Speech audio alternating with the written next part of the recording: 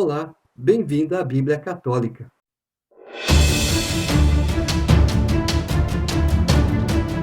Josué, capítulo 7. Mas os israelitas tornaram-se culpados de violação do anátema. Acã, filho de Carmi, filho de Zabde, filho de Zaré, da tribo de Judá, apoderou-se de coisas que estavam sob anátema, e a cólera de Yahvé inflamou-se contra os israelitas. Ora, Josué enviou de Jericó alguns homens em direção a Ai, que fica perto de Bet-Aven, ao oriente de Betel, e disse-lhes: Subi e explorai o país. Eles subiram para explorar Ai, retornando a Josué, disseram-lhe: Não é necessário que suba todo o povo, mas apenas 2 ou 3 mil homens subam para atacar Ai. Nem se fatigue todo o povo, pois os seus habitantes não são numerosos. Subiram para lá do povo cerca de 3 mil homens, que se puseram em fuga diante dos homens de Ai. Os homens de Ai mataram cerca de 36 dos homens deles e os perseguiram desde a porta até Sabarim, e na descida os derrotaram. Então o coração do povo desmaiou e a sua coragem se derreteu. Josué então rasgou suas vestes, prostrou-se com a face em terra diante da arca de Yahvé até a tarde, tanto ele como os anciãos de Israel, e lançaram pó sobre suas cabeças. Disse Josué: Ah, Senhor Yahvé, por que fizeste este povo passar o Jordão, se era para nos entregar nas mãos dos amorreus e destruir-nos? Ah, se tivéssemos podido nos estabelecer do outro lado do Jordão. Perdoa-me, Senhor, que direi agora que Israel voltou as costas diante dos seus inimigos? Os cananeus ficarão sabendo, bem como todos os moradores da terra, e se reunirão contra nós para fazer desaparecer nosso nome da terra. Que farás então pelo teu grande nome? Israel perdeu a guerra. Josué interroga a Deus: Por que nos fizeste passar esse Jordão? Não. Senhor, perdemos a guerra. O que aconteceu? O que nós fizemos de errado? Quem errou? A nação errou em quê? Não, nós erramos. O problema não está com Deus. É o que muita gente faz. Tira das costas para jogar nas costas do outro. Não é assim. Não é assim que se faz. Então, Senhor, mostra-nos o nosso erro. E foi assim que Deus fez, como veremos agora. Yahvé disse a Josué: Levanta-te, por que permaneces assim prostrado sobre teu rosto? Israel pecou, violou a aliança que eu lhe ordenara. Sim, tomou do que era anátema e até o furtou. E também o dissimulou e ainda o colocou entre as suas bagagens. Por isso os israelitas não poderão resistir aos seus inimigos e voltarão as costas diante dos seus inimigos, porque se tornaram anátemas. Se não fizerdes desaparecer do meio de vós o objeto do anátema, não estarei mais convosco. Levanta-te, santifica o povo e dirás: Santificai-vos para amanhã, pois assim diz Yahvé, o Deus de Israel. O anátema está no meio de ti, Israel. Não poderás enfrentar teus inimigos até que não tenhais eliminado o anátema do vosso meio.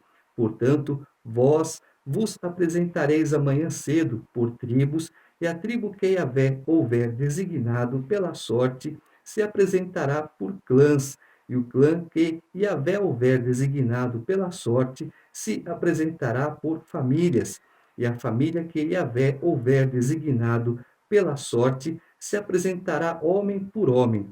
Enfim, aquele que for designado pela sorte naquilo a que se refere o anátema será queimado, ele e tudo o que lhe pertence, por haver transgredido a aliança com Yahvé e haver cometido uma infâmia em Israel.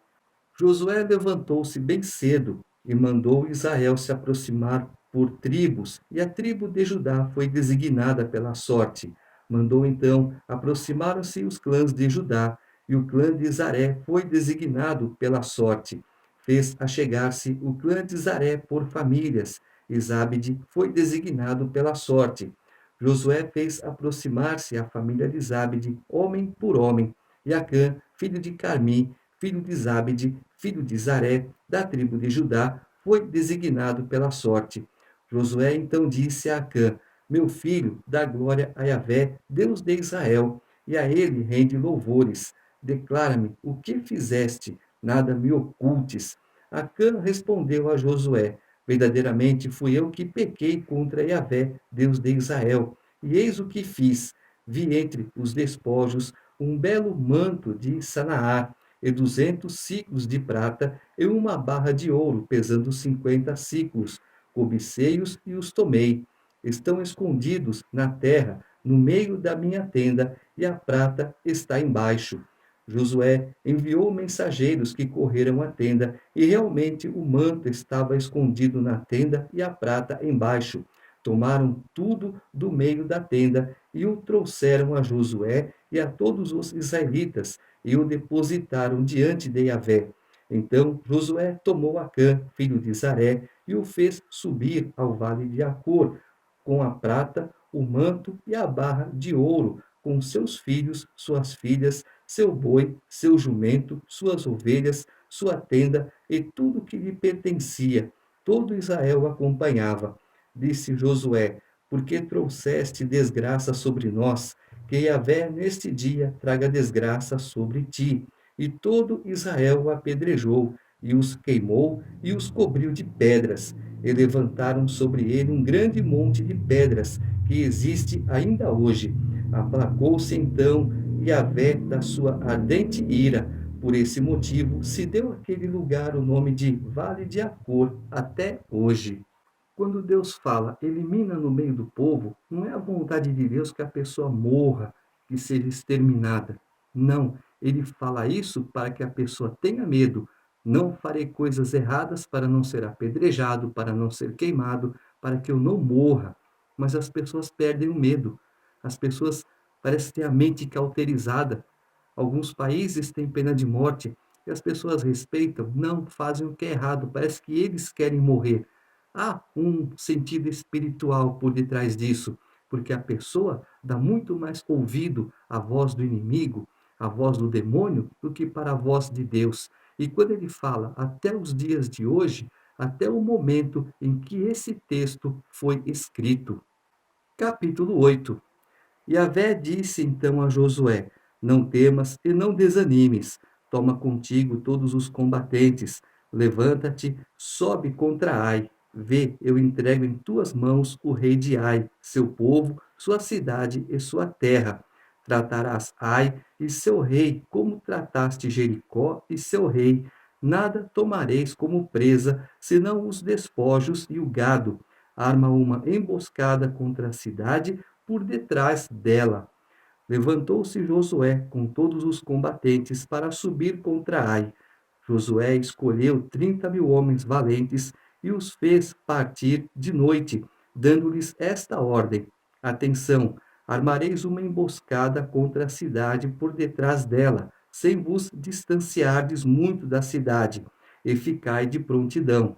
Eu, porém, e toda a gente que me acompanha, nos aproximaremos da cidade, e quando o povo de Ai sair contra nós, como da primeira vez, fugiremos diante deles. Então eles nos seguirão e nós os atrairemos para longe da cidade, pois dirão: Fogem diante de nós, como da primeira vez. Saireis então da emboscada para tomar posse da cidade. E Yahvé, vosso Deus, a entregará nas vossas mãos. Tomada a cidade, a incendiareis, agindo de acordo com a palavra de Yahvé. Vede que eu vos dei uma ordem. Josué os enviou. Eles foram ao lugar da emboscada e se colocaram entre Betel e Ai, ao ocidente de Ai. Josué, contudo, passou aquela noite no meio do povo. E, no dia seguinte, tendo se levantado de madrugada, Josué passou em revista o povo e, com os anciãos de Israel, subiu contra Ai à frente do povo. Todos os guerreiros que estavam com ele subiram também, aproximaram-se da frente da cidade e acamparam ao norte de Ai, ficando o vale entre eles e a cidade. Josué tomou cerca de 5.000 homens e os colocou em emboscada entre Betel e Ai, ao ocidente da cidade. O povo dispôs-se no acampamento maior, que estava ao norte da cidade, e sua emboscada ao ocidente dela. Josué avançou aquela noite até ao meio da planície. Ao ver isso, o rei de Ai e o povo da cidade apressaram-se em se levantar e sair, para que ele e todo o seu povo fossem ao encontro de Israel, a fim de combatê-lo na descida, que está diante de Arabá. Mas não sabia que havia uma emboscada armada contra ele atrás da cidade. Josué e todo Israel fingiram-se derrotados por eles e fugiram pelo caminho do deserto. Todo o povo que se achava na cidade saiu em perseguição deles, com grandes brados. Assim, ao perseguirem Josué, afastaram-se da cidade. Não ficou nenhum só homem em Ai, nem em Betel, que não saísse em perseguição de Israel. Deixaram a cidade aberta e perseguiram Israel. Yahvé disse então a Josué: estende contra Ai a lança que tens na mão, pois vou entregá-la em tuas mãos. Então Josué estendeu contra a cidade a lança que tinha na mão. E ao estender ele a mão, os homens da emboscada saíram às pressas do seu lugar, correram, entraram na cidade, tomaram-na e apressaram-se em incendiá-la. Os homens de Ai voltaram-se para trás e viram. Eis que a fumaça da cidade subia ao céu. Nenhum dentre eles sentiu-se com coragem de fugir para um lado ou para outro, porque o próprio povo que fugia para o deserto se voltou contra os que o perseguiam, vendo que os homens da emboscada haviam tomado a cidade e que a fumaça subia da cidade. Josué e todo Israel voltaram-se e atacaram os homens de Ai. Contra estes saíram os outros da cidade, de sorte que os homens de Ai ficaram no meio dos israelitas, estando uns de um lado e outros de outro lado. E estes os desbarataram de modo tal que não restou nenhum sobrevivente nem fugitivo. Porém, ao rei de Ai prenderam-no vivo e o trouxeram a Josué. Depois que Israel acabou de matar todos os habitantes de Ai, no campo e no deserto, onde os haviam perseguido, e que todos, até ao último, caíram ao fio da espada, todo Israel voltou a Ai e passou a população ao fio da espada. A totalidade dos que morreram naquele dia, tanto homens como mulheres, foi de 12.000, todos habitantes de Ai. Josué não retirou a mão que estendera com a lança até que tivesse dedicado ao anátema todos os habitantes de Ai. E Israel não tomou por presa senão o gado e os despojos daquela cidade, segundo a ordem que Yahvé havia dado a Josué. Josué queimou Ai e a reduziu à ruína para sempre, um lugar desolado até hoje. Quanto ao rei de Ai, enforcou-o numa árvore e ali ficou até a tarde. Ao pôr do sol, Josué ordenou que tirassem da árvore o seu cadáver, lançaram-no em seguida à entrada da porta da cidade e levantaram sobre ele um grande monte de pedras que permanece até hoje. À tarde, Josué então tira o corpo do rei de Ai e enterra, digamos assim. No caso, como nós já vimos, o que aconteceu com Judas Iscariotes? Ele se enforcou. Ah, mas ele não poderia ficar pendurado até lá.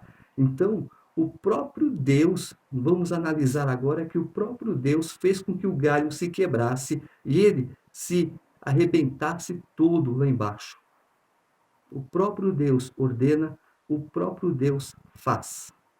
Josué então edificou um altar a Yahvé, Deus de Israel, sobre o monte Ebal, como Moisés, servo de Yahvé, havia ordenado aos israelitas, segundo o que está escrito no livro da lei de Moisés, um altar de pedras brutas, não trabalhadas pelo ferro, e nele ofereceram holocaustos a Yahvé e imolaram sacrifícios de comunhão. Ali Josué escreveu sobre as pedras uma cópia da lei de Moisés, que este havia escrito diante dos israelitas. Todo Israel, com seus anciãos, seus escribas e seus juízes, estava de pé de um e de outro lado da arca. diante dos sacerdotes levitas que transportavam a Arca da Aliança de Yahvé, tanto os estrangeiros como os nativos, metade deles diante do monte Garizim e outra metade diante do monte Ebal, como havia ordenado Moisés, servo de Yahvé, para dar, em primeiro lugar, a bênção ao povo de Israel. Depois, Josué deu todas as palavras da lei, a bênção e a maldição, segundo tudo que está escrito no livro da lei. Palavra alguma de tudo que Moisés havia ordenado deixou de ser lida por Josué na presença de toda a Assembleia de Israel, inclusive as mulheres, as crianças e os estrangeiros que viviam no meio deles. Quando pedimos a ajuda de Deus, Deus nos dá estratégia. Cabe a nós executarmos de acordo com o que Deus ordena, para que tudo nos vá bem. A Bíblia, do começo ao fim, ela fala de bênçãos, fala de maldições, mas Deus tem muito mais bênçãos do que maldições para nós. Resumindo a Bíblia em duas palavras, Jesus Cristo é a bênção maior que Deus nos deu, a vida eterna, a morada eterna com Ele, em nome de Jesus.